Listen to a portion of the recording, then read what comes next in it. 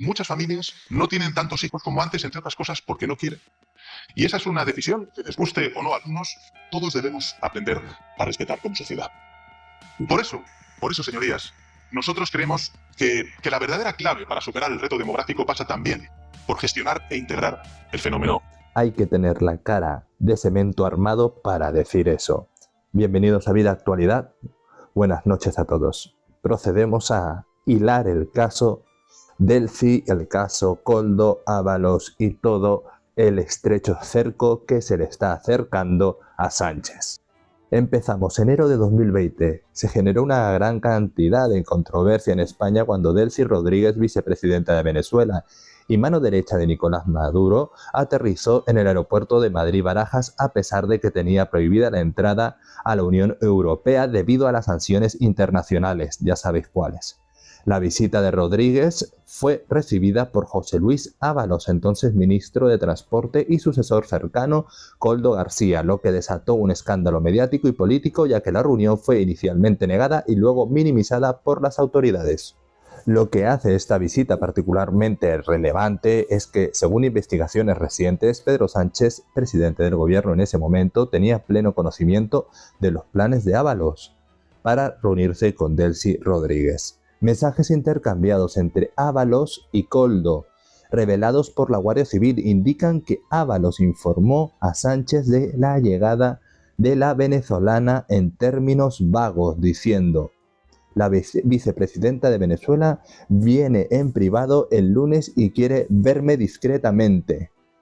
Aunque Sánchez no respondió explícitamente, el hecho de que no se opusiera ha sido interpretado como un gesto de aprobación tácita. Otro aspecto clave de la visita es la presencia de 40 maletas que llegaron con Delcy Rodríguez, 40, las cuales nunca pasaron controles de aduana, nunca, lo que levantó sospechas sobre su contenido y posibles transacciones financieras secretas.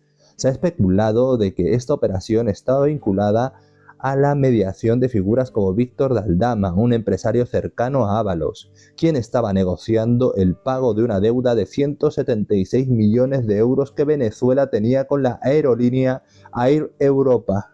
Pues ¿qué tenemos aquí? Que a medida que surgieron más detalles sobre esta visita clandestina, quedó claro que no se trataba solo de una parada diplomática. El trasfondo político y económico, sumado a la implicación de altos funcionarios del gobierno español, ha complicado la narrativa oficial, poniendo a Sánchez en una posición delicada. Las nuevas pruebas sugieren que el presidente estaba más involucrado de lo que se admitió en un principio, generando cuestionamientos sobre su rol en la gestión de este asunto.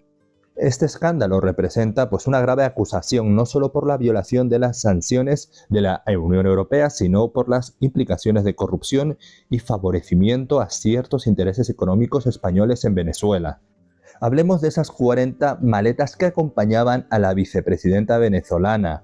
Estas maletas, que nunca pasaron por los controles de seguridad de la aduana en el aeropuerto de Barajas, han sido objeto de la especulación y sospechas desde entonces. Las investigaciones apuntan a que estas maletas podrían estar vinculadas a operaciones financieras irregulares entre Venezuela y ciertos actores españoles, en particular la aerolínea Air Europa.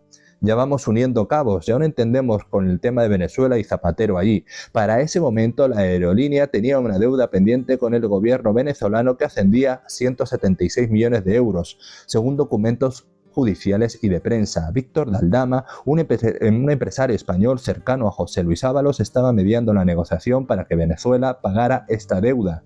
Se cree que las maletas podrían haber estado relacionadas con este pago o con otras transacciones encubiertas que favorecían a empresas españolas.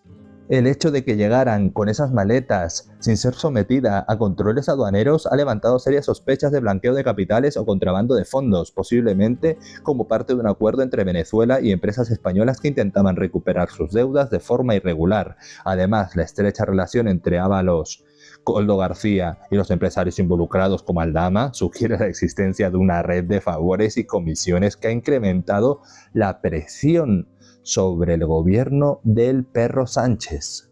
Todo esto y la falta de transparencia y los intentos iniciales del gobierno por ocultar detalles de esta visita solo han aumentado las sospechas. Así de malos son. Este episodio no solo viola las sanciones internacionales impuestas a Venezuela, sino que también apunta a una posible complicidad del gobierno español en maniobras financieras ilegales, lo que ha generado una tormenta política que amenaza con seguir creciendo a medida que más detalles salen a la luz. A la espera de ver cuál es la siguiente decisión que tome el juez. Tras conocer la noticia, el exministro ha intentado esquivar a las cámaras, pero finalmente hemos podido hablar con él sobre su posible imputación. Dice el propio Ábalos que era de esperar. Teme que las próximas horas se puedan conocer más detalles de ese informe de la autopsia. No lo sé, porque todo se está revelando y en todo caso pues podré defenderme mejor que hasta ahora. Sí. Voy a hacer una pregunta y no es retórica. Es más, yo le invito a que suba aquí, a que se levante y me la conteste. La pregunta se la he hecho ya 6 veces. ¿Sabe cuál es, verdad? ¿A cuántos CEOs de las empresas cotizadas que dependen de la regulación pública llamó usted personalmente para que recibieran a su esposa? ¿Está en condiciones de contestarlo? La pregunta no es retórica. Suba aquí y contéstelo, porque yo sí soy capaz de contestar a sus preguntas y usted por sexta vez ha sido incapaz de contestar. Señor Sánchez, y yo no estoy loco, seré un pesado, como dice usted ahora, pero no estoy loco inventándome cosas de usted. Yo no tengo la cara de cemento armado. Yo no vengo aquí a contar mentiras y bulos aprovechando que puedo hablar sin interrupciones y sin límite de tiempo. Es más, voy a contestar públicamente a cada uno de los bulos que usted ha lanzado hoy aquí, sobre mí y sobre Vox. Lo haré públicamente y no tenga ninguna duda. Pero no puedo hacerlo en estos 5 minutos, aunque algunos podré contestar. Lo primero que le digo es que la verdad es perenne y que la mentira es caduca, y por eso usted permanentemente cambia una mentira por otra, y por eso usted es caduco, mucho más de lo que se cree. Es caduco como la mentira. Y la verdad es que cada día vienen más inmigrantes ilegales. La verdad es que ustedes les llaman. La verdad es que ustedes legitiman a las mafias. Y la verdad es que ustedes han condenado a los españoles a la inseguridad y a la ruina. Y a los... Señor Sánchez... Siento las distorsiones de voz, el cambio de voz y las cámaras rápidas, porque es que YouTube me tiene con censura todo el tiempo y no me permite poner audios originales. Vamos a hablar del caso Koldo. Es otro de los escándalos que ha puesto en jaque al gobierno de Pedro Sánchez. Este caso se centra en las actividades de Koldo García, ex asesor de José Luis Ábalos, quien ha sido acusado de participar en una red de comisiones y favores políticos. Las investigaciones apuntan a que Koldo fue una pieza clave en la intermediación de contratos públicos durante la pandemia, muchos de los cuales están bajo sospecha de corrupción y manejo irregular de fondos. Uno de los contratos más controvertidos es el relacionado con la compra de mascarillas defectuosas, que todos ya sabemos, en plena pandemia del COVID. El gobierno de Baleares, bajo la presencia de Francina Armengol, adjudicó a la empresa Soluciones de Gestión y Apoyo SL un contrato millonario para la adquisición de mascarillas FFP2. Sin embargo, las mascarillas entregadas no cumplían con los estándares de calidad acordados, lo que no impidió que el gobierno balear pagara 3,7 millones de euros a la empresa vinculada a Koldo. Ya Armengol fue interrogada por la comisión de investigación por esto. Tengo un vídeo sobre ello. El papel de Koldo en este entramado va más allá de estas simples adjudicaciones. Las investigaciones revelan que este ex asesor también mantenía contactos estrechos con otros actores clave en el sector empresarial, facilitando contratos a cambio de comisiones. Además, su hermano José García ha sido implicado en la ocultación de propiedades en un notable incremento de su patrimonio entre 2020 y 2022, un crecimiento que no parece justificarse por sus ingresos declarados.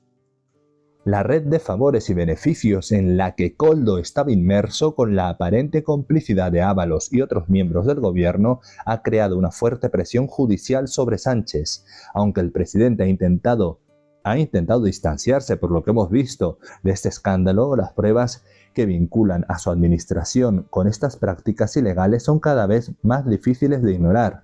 La Unidad Central Operativa, la UCO, sigue investigando y ha presentado informes que podrían incriminar aún más a figuras del entorno de Sánchez, aumentando la tensión dentro del gobierno. Este escándalo no solo evidencia la falta de controles en la adjudicación de contratos públicos, sino que también pone de manifiesto una cultura de clientelismo y corrupción en las esferas más altas de poder.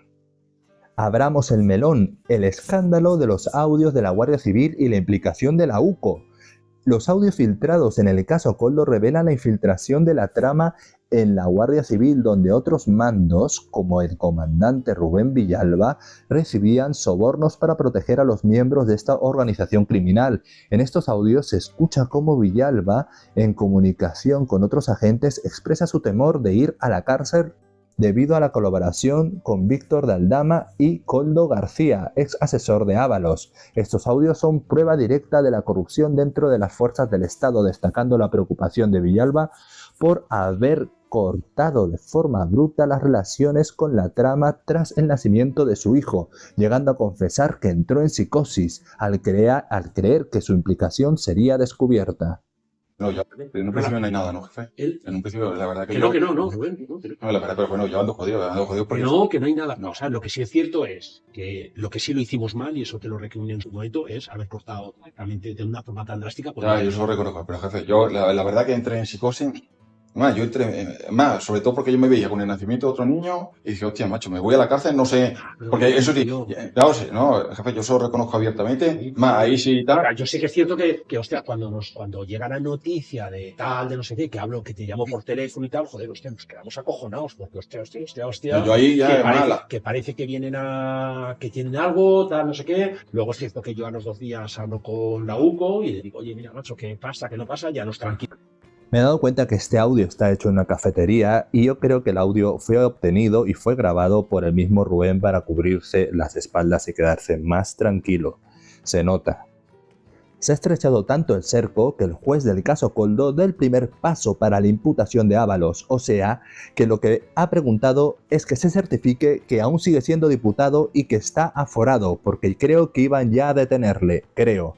Las investigaciones de la Unidad Central, la Operativa, la UCO, de la Guardia Civil confirman que Villalba habría recibido hasta 88.000 euros a cambio de asegurar la protección del grupo mediante la creación de canales de comunicación seguros. El objetivo era evitar ser detectados por las autoridades, especialmente por la UDEF, que investigaba casos relacionados.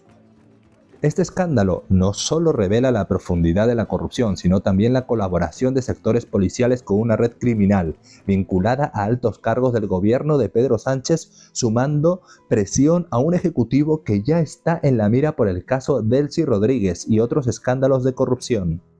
Y creo que estaríamos hablando del caso de corrupción más grande que ha tenido España, ¿eh? Entonces, ¿qué repercusiones hay de todo esto para el gobierno de Sánchez? A medida que estos escándalos se van desarrollando, el cerco se estrecha cada vez más alrededor del presidente. La implicación directa de su administración en casos de corrupción como el de Koldo García y la reunión clandestina con Delcy Rodríguez dejan pocas dudas sobre el grado de conocimiento y participación del propio Sánchez en estas tramas. Las pruebas que han salido a la luz, incluidos mensajes y documentos revelados por la UCO, señalan que Sánchez estaba al tanto de estas maniobras, aunque su gobierno ha intentado negarlo o restarle importancia. De poco ha valido. El impacto político de estos casos es devastador. Sánchez no solo ha perdido credibilidad frente a la oposición, que no ha cesado de exigirle explicaciones y responsabilidades, sino también frente a sus propios aliados políticos. Estamos esperando la gran traición, quienes ven cómo la imagen de su gobierno se desploma. Este cúmulo de mentiras, ocultaciones y favores políticos no solo es cuestión de malas prácticas administrativas, sino un reflejo de modelo de poder corrupto, que a todas luces ha beneficiado a unos pocos en detrimento del interés público. En este contexto es inevitable preguntarse, ¿cuánto tiempo más podrá resistir Sánchez bajo esta creciente presión? A medida que las investigaciones avanzan, el margen de maniobra del presidente se reduce drásticamente y todo indica que las repercusiones judiciales y políticas podrían ser inminentes. Lo que empezó como un intento de proteger a sus colaboradores más cercanos ha degenerado en un escándalo que ha amenazado con derrumbar su mandato. Pedro Sánchez está cada vez más acorralado. Las nuevas pruebas y las constantes filtraciones no hacen más que confirmar lo que muchos ya sospechaban. Su implicación es más profunda de lo que había querido admitir hasta ahora y las consecuencias para que su gobierno, en términos de legitimidad y estabilidad, podrían ser devastadoras. Por Dios, que con un poco de suerte no vemos a Sánchez en Navidad. Recordar, el 15 de octubre hay que ir al Congreso de los Diputados a manifestarse y el día 20 a Plaza Castilla. No olvidéis esas citas, por favor, buscarlo en la red. Las horas y los tiempos están allí. Suscribiros, darle me gusta y compartir con vuestro socialista favorito. Adiós.